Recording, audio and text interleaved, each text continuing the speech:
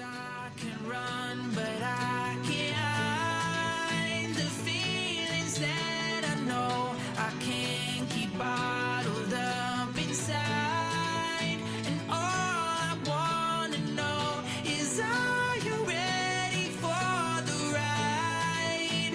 What have I been waiting for? Oh, I can run, but I can't hide the feelings that I know. Hi, and welcome to the Man Myth Podcast, episode 23. Getting up there, isn't it? I think it's episode 23. Yeah, it's getting to be commonplace now. We just got to get the views up. We only got 12 views on our last one. Uh-oh. I would add some Yeah, it's okay. cleavage or something. I could look in the morning and we'll have 25 or something. You know, it's not a big. It goes up so randomly. Yeah. But That's what when we're talking about something that's a lot of times as personal as it is, I think this is stuff that can be shared. It's kind of under the radar, helping people, I think, in a lot of ways. Some of the subjects that we teach or work with. But how we work, and I know this was what it came up with, was how to get men to get more in touch with their emotions. But we're also a big proponent, or there's a big push for me to try to stop any suicides. Just by letting people know oh yeah, that we're here. And I think that's why sharing is important, because like we've both known people that we never thought would have any inkling that they would be suicidal. I mean, there's so many people like that. So it's not like a thing that you can profile, as they say, right? What type of person it is. exactly. So when you share content, just even the little stuff that we do, you're doing the most you can for that person. And it may be that one little word or one little comment that they hear that stops them. Right? Like the thing you posted about the cop with the vet that was suicidal.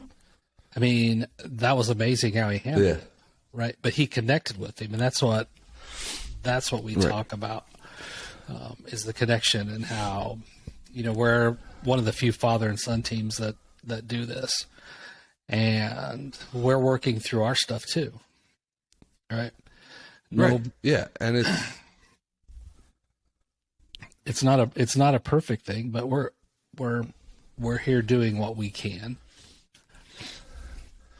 Right, and we both care about it. And so I shared that post, and it's just one of those things that every time, and it's not just vets. Vets hits a little closer to home for me, just because I've seen what PTSD can do to people, and I've seen what can happen when people don't get the right help, or when people don't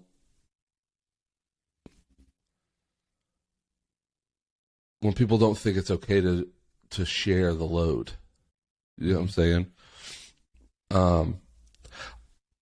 I just thought of this today, and it's not very on topic, but it is on topic with this. So I always think of like people's emotions and traumas and hardships. They all get it's almost like they get put in a sack on their back, right? Mm-hmm. But the problem is, it's like Santa's sack. It's all the same. Everybody's bag of tricks is a bag of hardships or whatever is the same size, but you don't know how deep it goes. And a lot of veterans, especially men, think that they have to carry that whole weight themselves. When there's people out there that their spouse, their family members, their friends, therapists, there's people out in the world that would be able to take some of the baggage and take it out of their bag and put it in their own bag or discard it. But the problem is you don't see a change in the size of the bag. So on the outside, somebody, especially me, I mean, ever since I was a kid, everyone said, "Oh, you're such a happy kid. You're so happy." But I wasn't. I put on this facade of carefree and happy-go-lucky because that was the best way I knew to carry that burden, was to almost to ignore it and not let anybody see that side of it. And that's the problem. We're almost taught that. It's almost indoctrinated to us because society, we see these men, big men that are all over, just don't show your feelings. You're not a woman. There's no need for you to do this. Don't cry. Don't do this. Don't show emotion. But that's not going to help anything, and that's just going to further this terrible spiral that society is in. Not just men, but of people taking their lives. And I can't fucking do it anymore. I can't sit here and just let people kill themselves and not do anything. That's what made me start this podcast, and that's what's made me keep going on this podcast, is because I just want to help as many people as I can get to be the best version of themselves and realize that ending everything is not the answer. And it needs to be shouted from the rooftops that you are not alone. Because if you go Google veteran saved from suicide, you will find an endless amount of videos. And all it took was one person to make, like you said, a single connection with that person to get that person back on track and at least stop them from doing it right then. And that's what this is all about. Yeah, when we go into the process of, you can't figure out who is feeling that way unless you give them the safe field. And we talked about that I think it was last week or the week before, about how to have a community around you that you can say things to that you wouldn't normally say, and being right. in the place of them not judging you.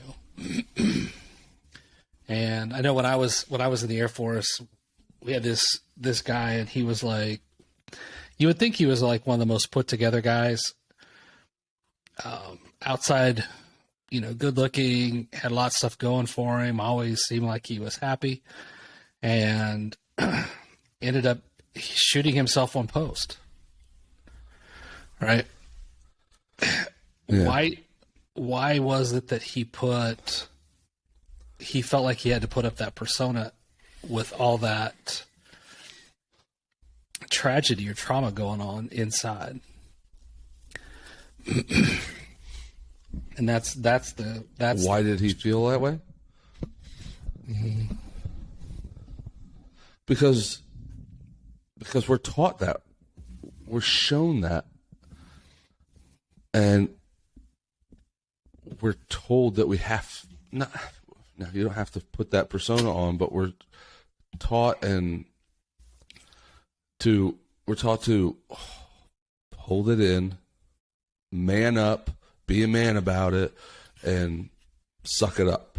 And it's not what we're doing anymore, and we're not standing for it anymore. And I better not hear anybody ever tell one of my kids to do that.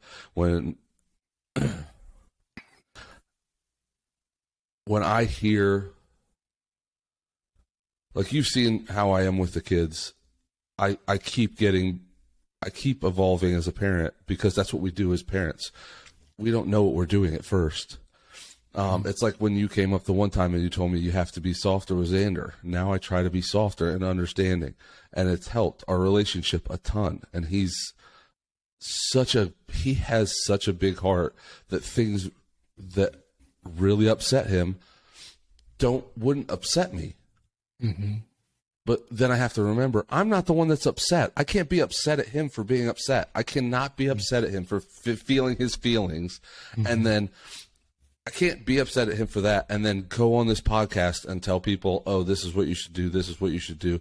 And then I can't be a hypocrite about things.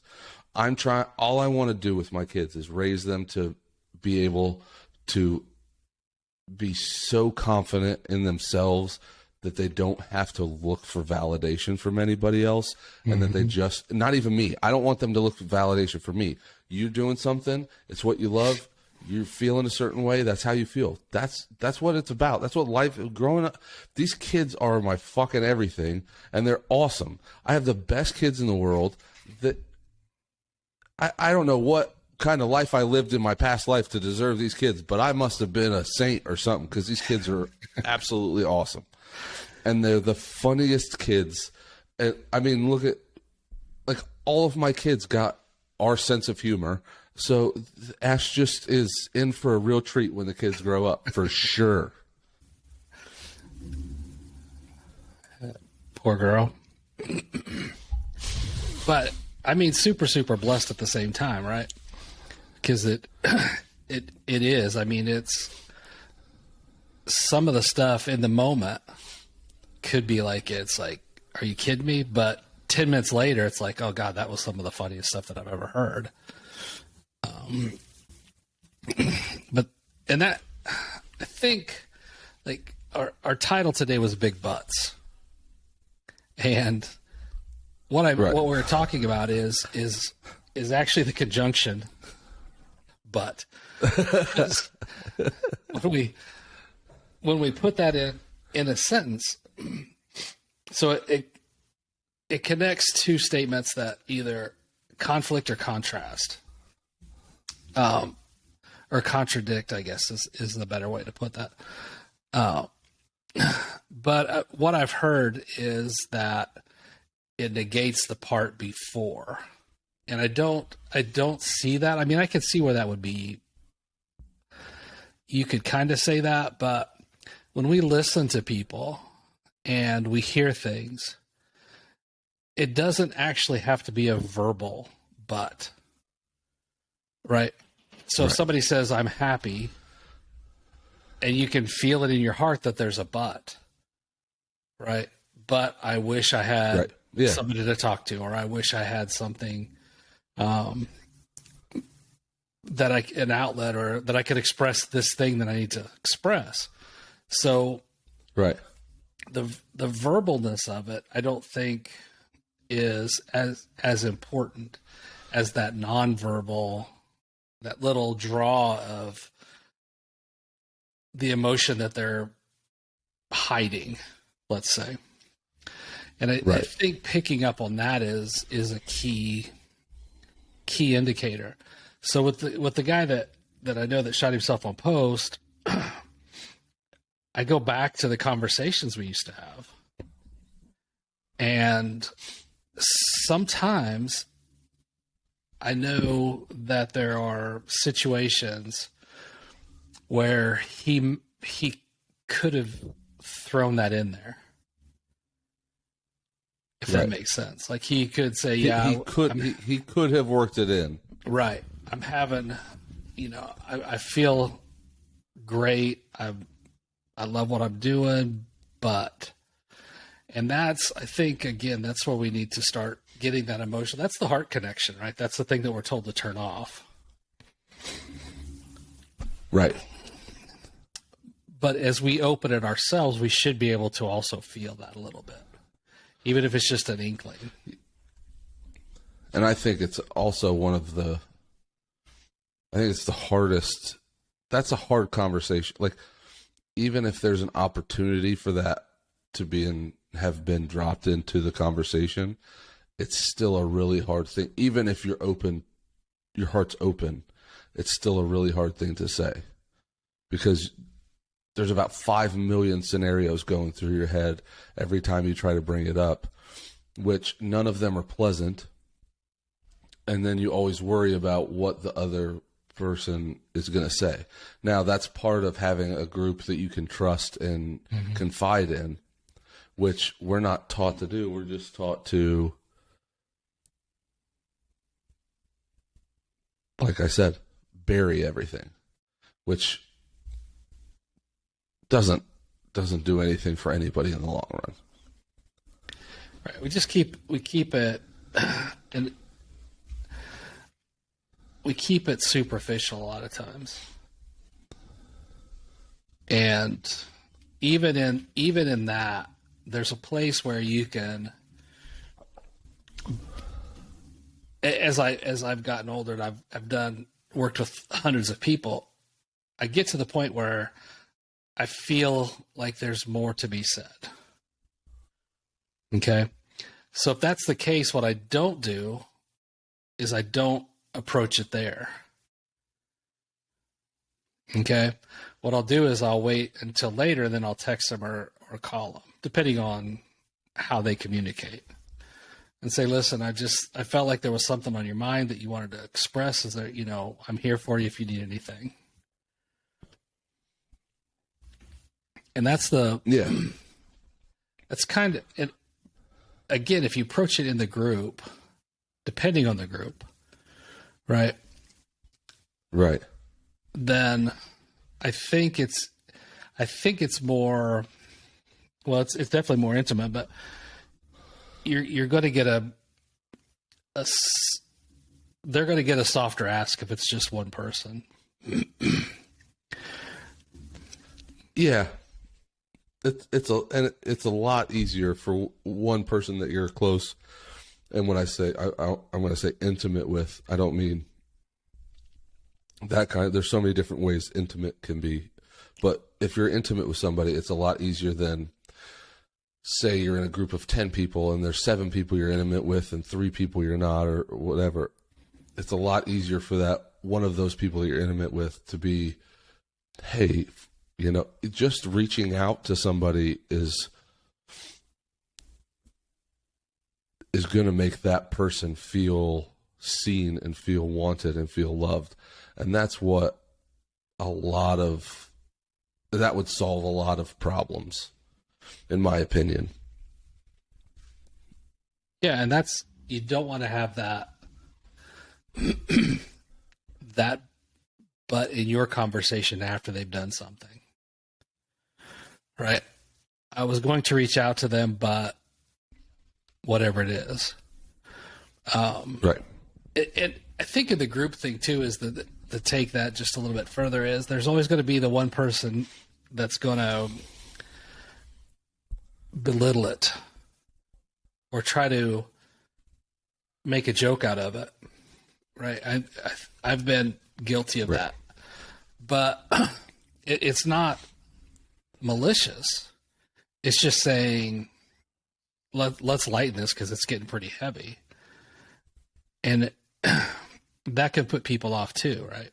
So doing the one-on-one, just a little, I mean, it's a 2 second, 3 second. Well, for me, it's like a 10-second text, but I don't have that. I don't have this little thing going on there. But it doesn't take much just to reach out. And even if they don't say anything, like you were saying, they felt heard. They felt like they were seen.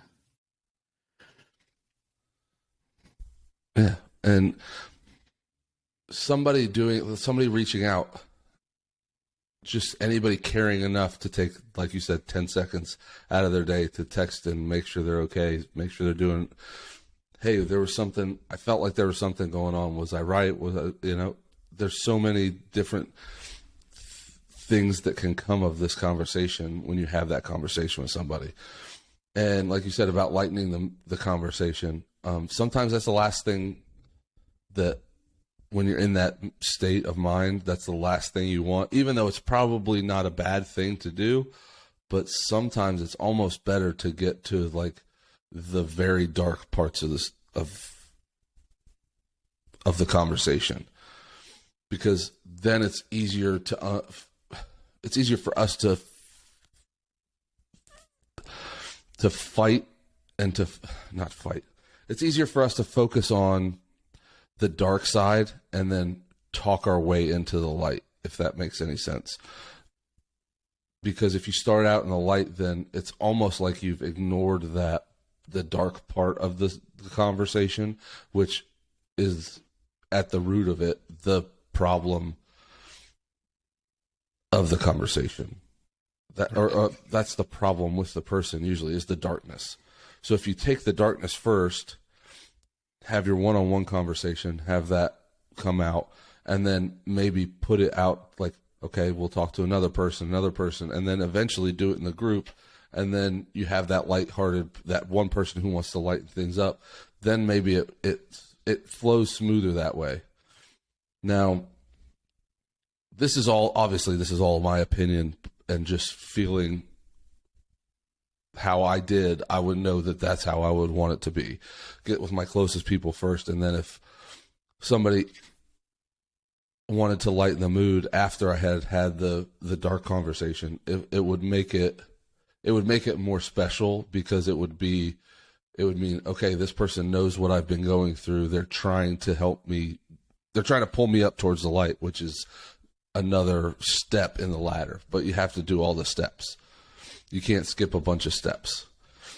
And some people it might help them to have that lighthearted part at the beginning and then open up to the darkness. But me and how I am, I would rather get the dark parts out of the way than go to the light and then keep moving forward.